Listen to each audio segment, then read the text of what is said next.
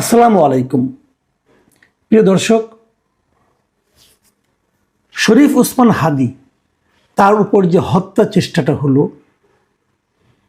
সেটা নিয়ে নানা ধরনের কথা হচ্ছে। প্রথমত আমরা যেটা বলতে চাই, তার শারীরিক অবস্থাটা কেমন। তার শারীরিক অবস্থা গুরুতর, কোনো সন্দেহ নেই, মানে খুবই সেন্সিটিভ অবস্থায় উনি আছেন এবং ওনাকে নিয়ে অলরেডি সিঙ্গাপুর চিকিৎসার জন্য পাঠানো হয়েছে, উন্নত চিকিৎসার জন্য।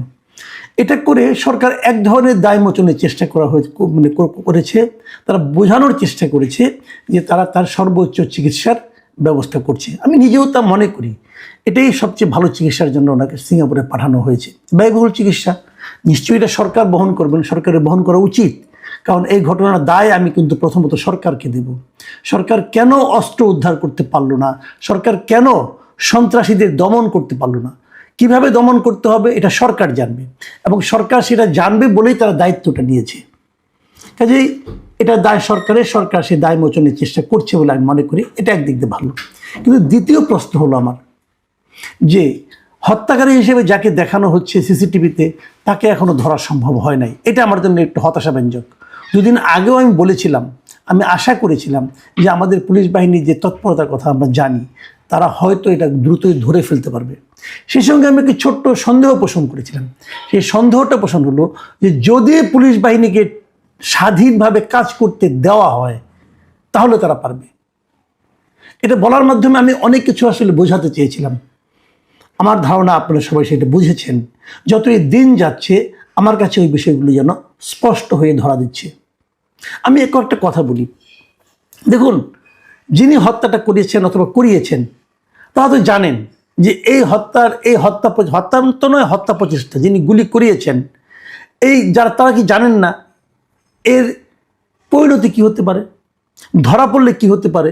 ধরা যাক, যদি ওই হত্যা প্রচেষ্টাকারী গুলি যে করেছিল, গুলি বর্ষণকারীকে যদি ধরা যায়, নিশ্চয়ই জানা যাবে তাকে কে পাঠিয়েছে এই কাজটা করার জন্য, জানা যাবে। কাজে এটা তো রিস্কি ব্যাপার। এত বড় একটা রিস্ক তারা নিলেন কেন?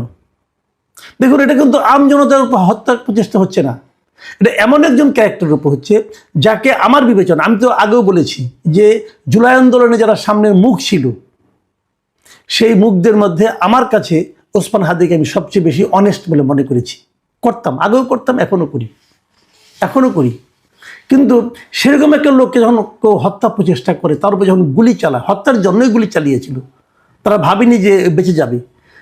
যারা গুলি চালায় তাদের অনেকগুলি উদ্দেশ্য থাকে। কিন্তু অনেকে বলে না যে এক ঢিলে দুই পাখি, আমি তো বলি এখানে এক ঢিলে কয়েকটা পাখি শিকারের চেষ্টা করা হয়েছে। আমি ব্যাখ্যা করেছি কালকে, আরেকবার বলি। দেখুন, আপনারা মনে করতে পারবেন, প্রথমত এই হত্যা প্রচেষ্টাটাকে খুব সাদা চোখে, যাতে নাকি মানুষ মনে করে যে এর সঙ্গে বিএনপি জড়িত অথবা বিএনপির মির্জা আব্বাস জড়িত, এরকম যেন মনে করে, সেরকম একটা দৃশ্যকল্প তৈরির চেষ্টা করা হয়েছিল। আপনাদের মনে আছে যে তখন যখন লাইভটা হয়, সেখানে বারবার বলা হচ্ছিল যে ঢাকা ৮ আসনে প্রার্থী হওয়ার কারণে তার উপর হত্যা চেষ্টা চালানো হচ্ছে, তাকে গুলি করা হয়েছে, এটা কিন্তু বলা হয়েছিল। আমরা দেখেছি মির্জা আব্বাস যখন তাকে দেখতে গিয়েছেন তখন তাকে কিভাবে অপদস্থ করা হয়েছে এবং ওটার মাধ্যমে বলার চেষ্টা করা হয়েছে যে তুমি গুলি করিয়েছো, আবার তুমি কেন আসলা। মির্জা আব্বাস ধৈর্য সহকারে বিষয়টাকে হ্যান্ডেল করেছেন, কিন্তু এটা কিন্তু একটা লক্ষ্য ছিল। আবার দেখুন, ঘটনাটা কবে ঘটানো হয়েছে?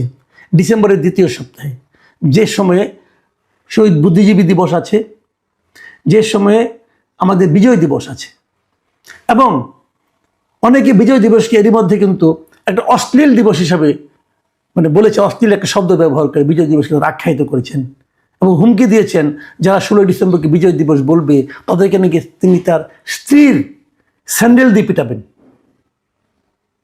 এজন্য হুমকি কিন্তু হয়েছে। এবং উনি আবার বিশেষ দলের সঙ্গে জড়িত বলেও আমরা জানি, আমরা দেখেছি বিভিন্ন সময় উনি তাদেরকে ফোন করেন, আপ্যায়ন করেন, অনেক কিছু করেন। বিষয়গুলো খেয়াল করেন আপনারা। এর মধ্যে আবার আমরা কি দেখলাম, আরও কটা ঘটনা ঘটলো।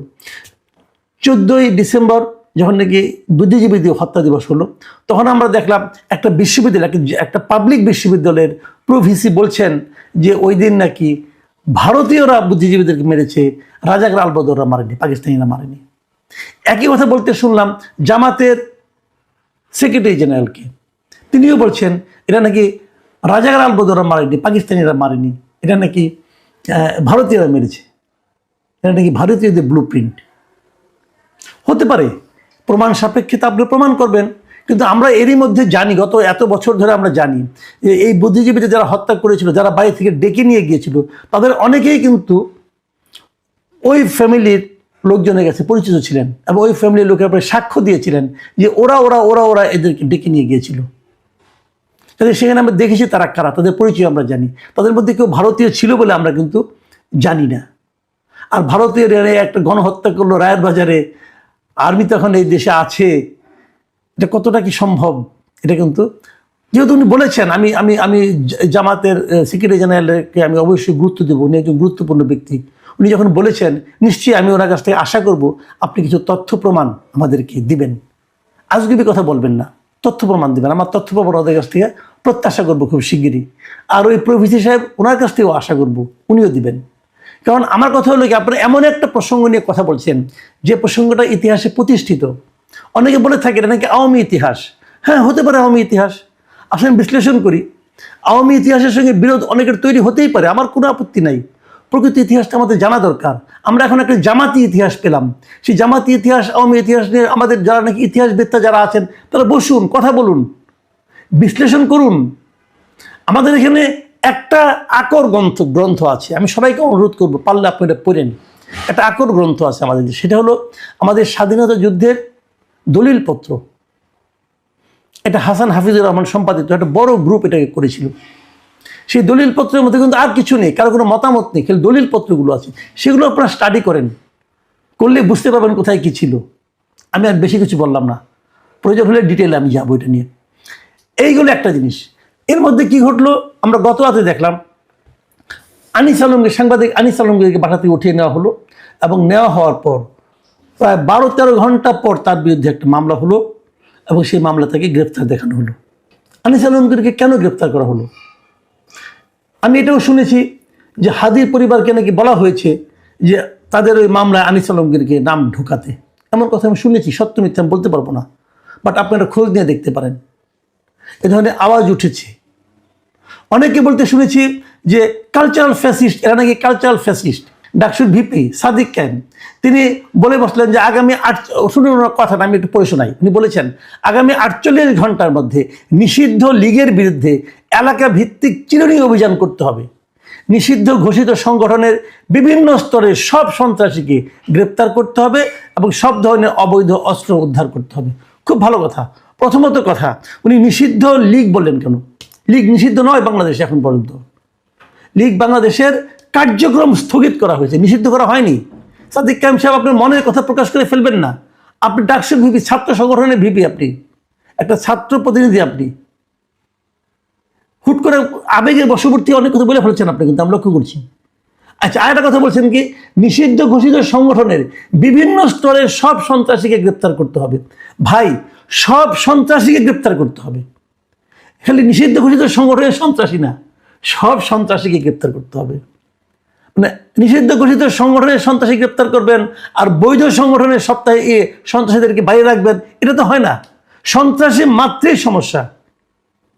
দেখুন, বলা হচ্ছে যে হাদিকে যারা যিনি গুলি করেছেন উনি একসময় ছাত্রলীগের কমিটিতে ছিলেন। হ্যাঁ, ছিলেন, ছাত্রলীগের কেন্দ্রীয় কমিটিতেও ছিলেন, কোনো সন্দেহ নাই। তারপর তাকে বিপুল অর্থসহ, টাকাসহ, অস্ত্রসহ র্যাব গ্রেপ্তার করেনি। কোন আমলে করেছে? এই সরকারের আমলে করেছে। তাকে গ্রেপ্তার করে জেলে নেওয়া হয়েছিল। তাকে কোন আমলে জামিন দেওয়া হয়েছে? এই সরকারের আমলে জামিন দেওয়া হয়েছে। একটা লোক যে হাতে নাতে অস্ত্র এবং অর্থসহ ধরা পড়লো, তাকে জামিন দিলেন কি হিসাবে? অনেকে বলছেন এই জামিনের নাকি মূল আইনজীবী ছিলেন বিএনপির একজন নেতা। হতে পারে, আদালত এখন এটাই চলছে। আদালতে বিএনপি এবং জামায়াতের যারা অ্যাডভোকেট তাদের এখন রমরমা ব্যবসা। যারই যে মামলা হোক, অপরাধী হোক, সন্ত্রাসী হোক, আওয়ামী লীগ হোক, ছাত্রলীগ হোক, যার যত মামলা আছে সব নিয়ে তারা এই লোকগুলির কাছে যায়। এই বিএনপির আইনজীবী, জামাতের আইনজীবী, এদের কাছেই যায় সবাই। আর এরাও মামলা একটার পর একটা নেয়, নিজেদের জুনিয়র দিয়ে কাজ চালায়। তাহলে বিপুল অর্থের মালিক হচ্ছেন, এটা নিয়ে আপত্তি নেই। আপনারা দলীয় বিচারে হন, আপনার ভালো উকিল, আমার তো কোনো সমস্যা নেই। কিন্তু কোশ্চেনটা হলো, এরকম চিহ্নিত অপরাধী যিনি অস্ত্রসহ অর্থসহ ধরা পড়লেন, তার মামলা আপনারা করলেন, তাকে আপনি জামিন নেওয়ার ব্যবস্থা করলেন। আপনাদের মধ্যে কি নীতি নৈতিকতা কিচ্ছু নাই? সে কোন দলে, এটা বাদ দেন আপনি। লোকটা তো অস্ত্রসহ ধরা পড়েছে, অর্থসহ ধরা পড়েছে, লক্ষাধিক মানে প্রায় 14 লাখ টাকা মতো শুনলাম তার কাছে ছিল, এবং সে লুটের টাকা। তাকে জামিন করালেন। আচ্ছা, আরো কথা, জামিন তো করায় না কেউ, জামিন তো হয়, জামিন তো বিচারক দেন। আমি সেই বিচারককেও প্রশ্ন করি, যে লোকটা এইভাবে হাতে হাতে ধরা পড়লো, তাকে জামিন দিয়ে দিলেন, কি লাভ হলো? লাভ হলো এটা যে হাদিকে গুলি খেতে হলো। দেখুন, অনেকদিন ধরে বলা হচ্ছিল যে তারেক রহমান কেন দেশে আসেন না। তারেক রহমান এবং তার দলের পক্ষ থেকে বলা হচ্ছিল নানা ধরনের নিরাপত্তা ঝুঁকির কথা। আমি খুবই উচ্চগত ছিলাম এটা, তারেক রহমান কেন আসে না। অনেক তীব্র ভাষায় আমি আক্রমণ করেছি, আমি অস্বীকার করবো না, আমি করেছি। কিন্তু এখন আমি কি দেখছি, যে আমি ভুল ছিলাম। কারণ আমার তাই মনে হচ্ছে যে তারেক রহমানের নিরাপত্তা তো এই রাষ্ট্র দিতে পারছে না, এই সরকার দিতে পারছে না।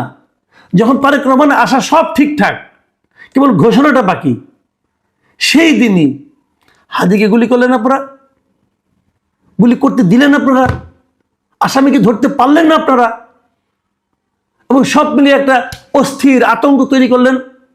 বিএনপি অবশ্য ওই দিনই ঘোষণা করেছেন যে 25 তারিখে তারেক রহমান আসবেন,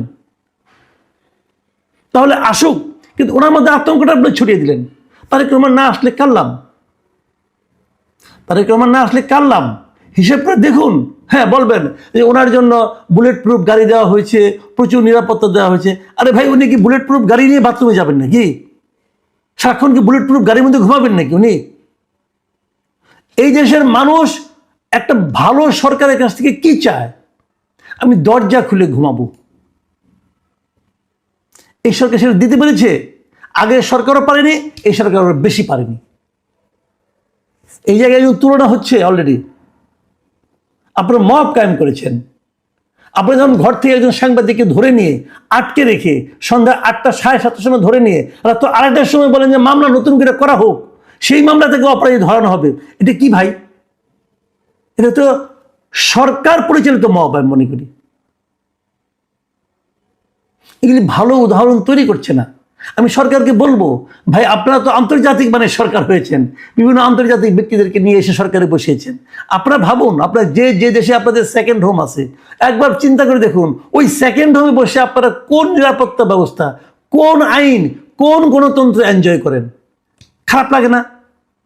ওই গণতন্ত্র এনজয় করে এসে এখানে এসে আমাদের মানুষকে এরকম একটা নিম্ন স্তরের শাসনের মধ্যে রাখতে খারাপ লাগে না আপনাদের? আপনাদের বিবেকেও একটু বাধে না? প্রিয় দর্শক, আমরা কোন জগতে, কোন সরকারের অধীনে বাস করছি, যেখানে সমস্ত কিছু হতে দেওয়া হচ্ছে? হয়তো এইভাবেই চলবে, হয়তো এই সরকার ওই ফেসবুকের বিভিন্ন লোকের পোস্ট দেখে দেখে সরকার চালাবে। অনেকে তো বলছে এগুলো, যে প্যারিস থেকে, আমেরিকা থেকে ওরা পোস্ট দেয়, সেই অনুযায়ী তারা একে ধরে, তাকে মারে, তার বিরুদ্ধে অভিযোগ করে। এই তো চলছে সরকার। আমি খুবই হতাশ। প্রিয় দর্শক, এখন এই পর্যন্তই। আল্লাহ হাফেজ।